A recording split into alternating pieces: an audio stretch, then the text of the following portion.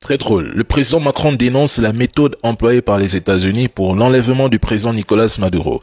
Il rappelle que la France soutient la souveraineté populaire, laquelle s'est exprimée en 2024. Par conséquent, celle qui, selon lui, a remporté l'élection présidentielle doit être installée au pouvoir.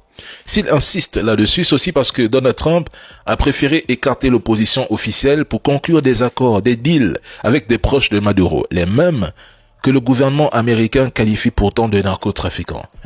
Oui, c'est bien le monde dans lequel nous vivons.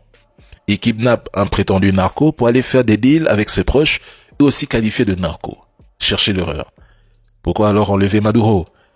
Les événements d'hier ont prouvé aux yeux du monde que le droit international n'existe plus, que la démocratie est devenue un leurre et que seul le rapport de force, seul le rapport de puissance fait désormais loi.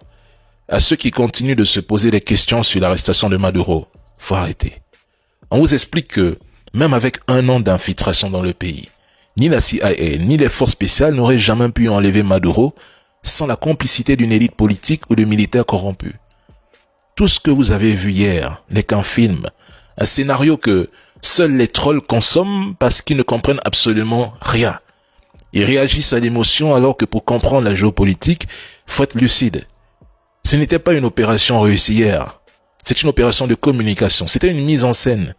Des radars et systèmes de défense désactivés, mais c'est de la comédie. La Delta Force n'entre pas par hasard dans une capitale hostile comme Caracas avec une telle facilité. C'est impossible. Si les Américains entrent quelque part, c'est que tout a déjà été verrouillé, négocié, truqué ou vendu.